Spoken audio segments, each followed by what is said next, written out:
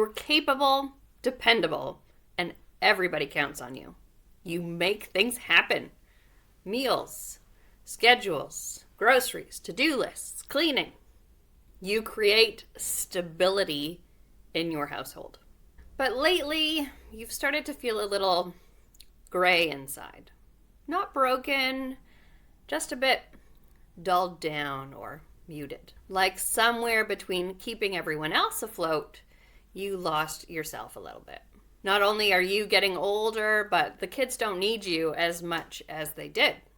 Life gets a little quieter maybe, and new questions begin to surface like, who am I if I'm not being useful?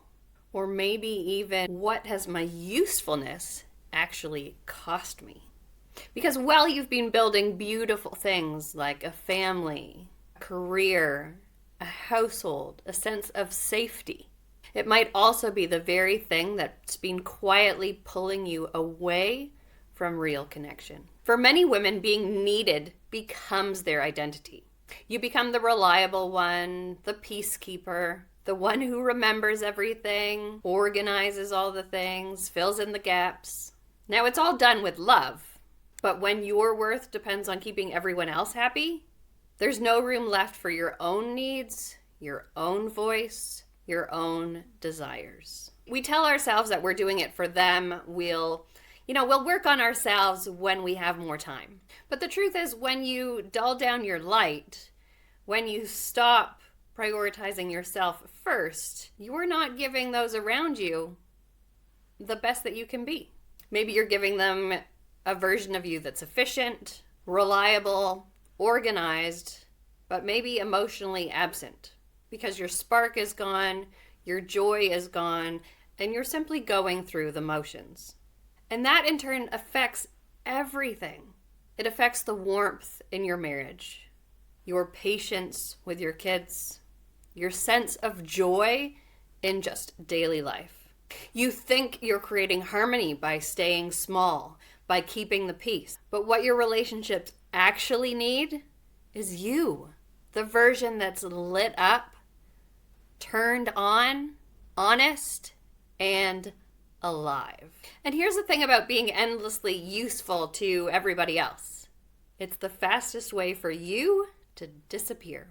You slowly fade out of your own story. You stop saying what you really think because you don't want to rock the boat. You overfunction because it feels safer than asking for help or admitting that you need support. You focus on keeping everyone else comfortable while you fade. And while that might look like love on the surface, it actually builds quiet resentment underneath. Because connection can't grow when honesty and individuality are missing. Your partner doesn't get the you that they fell in love with. They get the you that is managing everything, that's trying to stay on top of the lengthy to-do list. Your kids see you doing everything for everyone else, but they don't see you filling up your own cup. And therefore, how do they learn that they need to work on filling their cup up as well? Because if you think about it, our kids are often looking to us to entertain them. But the reality is that they need to learn to entertain themselves. You don't want to model to your kids that they have to sacrifice themselves to do everything for everyone. We want better for them. It's also not what they need from you.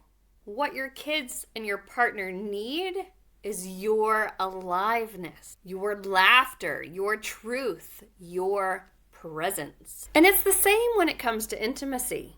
When you're constantly running on duty and depletion, even closeness starts to feel like another thing on the to-do list.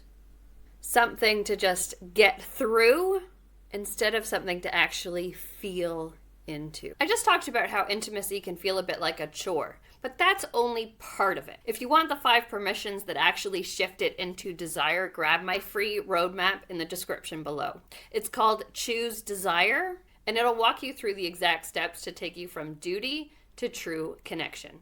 So, how do you start coming back to yourself? Back to the people that you love? Well, you start by pausing, listening, and taking small steps forward. When was the last time you asked yourself, what do I need right now? Or when was the last time you let yourself feel desire without guilt? Giving yourself permission to feel, to take up space. It can feel really radical if you've spent years tuning out to your own needs. But it really is the foundation to real connection. Because when you're present with yourself, you can finally be present with others. You can begin to listen without resentment, love without feeling depleted, and show up in your relationship with fullness rather than out of duty. And that's what your family actually needs.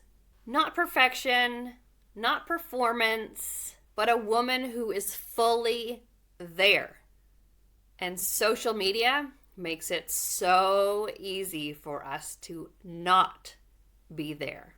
We get so caught up in consuming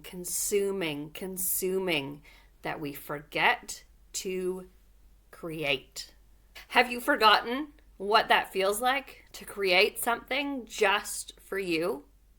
Just because? Not for work, not for the kids, not for usefulness, but because it feels good.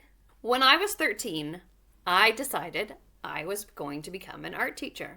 I followed through on that dream. I got the Bachelor of Fine Arts from the University of Ottawa. Then I moved to New Zealand and I got my teaching degree, and I got a permanent job straight out the gate. And then as I began to teach creativity, I actually stopped creating. Teaching became about outcomes, about assessments, about ticking things off a list. So much more focused on the results than the process. It stopped being what it had always been for me. Fun. I got into teaching because I wanted it to be fun. Somewhere between the lesson plans, the marking, and the challenging students, I just lost the joy and the color. I was modeling skill and ticking boxes, but not the aliveness, not the true purpose behind creativity. And that realization changed my trajectory entirely. Because the whole purpose of creativity is not to fit into a box. The whole purpose of creativity is an expression. When we create, we stop performing and we start connecting. First with ourselves, and then it ripples out to those around us. And that's how joy returns to a relationship. When both people bring their full, alive, joyful selves into the partnership. And creativity can look like anything. Cooking without a recipe, dancing in the kitchen, journaling, rearranging a room, singing in the car. It's honestly any act that brings you back to you. Because when you create for no reason at all, you get your spark back. The spark returns to your conversations, to your energy, to your love life. Maybe as you've been listening, you've been kind of nodding along to what I've been saying. That quiet voice inside saying, yep, that's the one. Just remember that reconnecting with yourself isn't selfish. It's how you show up more fully for those that you love. It's how you go from feeling invisible to being inspiring. And it's not about giving less. It's actually giving more, but doing less. And that's what living in full color really means. In the next episode, we're going to take this even deeper into your communication, into your relationships, and the ways you might be trying to fix connection by just talking about it. Because talking about it isn't working. And I'm going to show you what actually does. I'll see you there.